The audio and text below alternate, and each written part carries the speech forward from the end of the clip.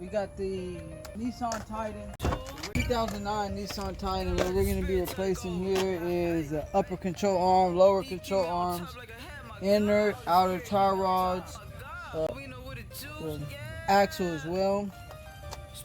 Now everything here is been super rusted, so I sprayed down some PB Blaster.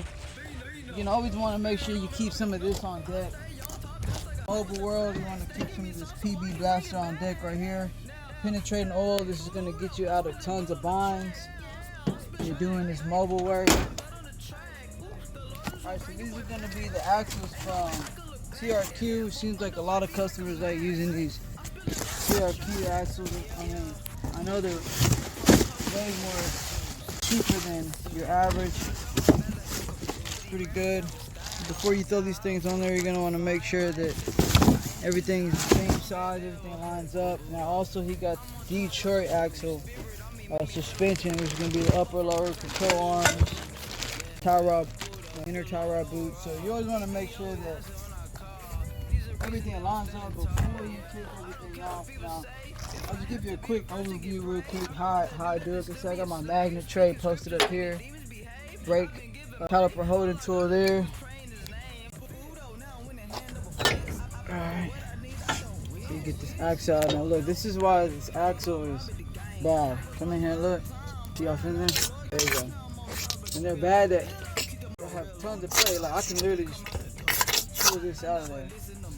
So since we're changing out the lower control arm anyways, this knuckle's gotta come off. I already took the bolt off. Take a hammer, I hit it from the top. Knuckle comes off.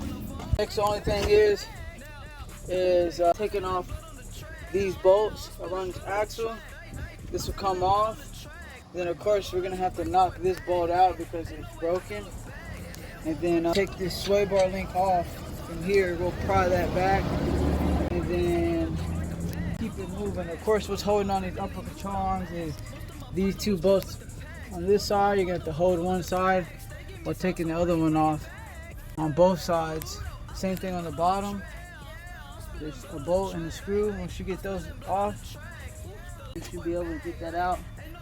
And of course, we have to pull out this outer tie rod.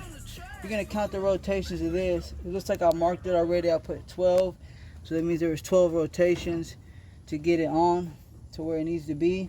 And then we'll get that off.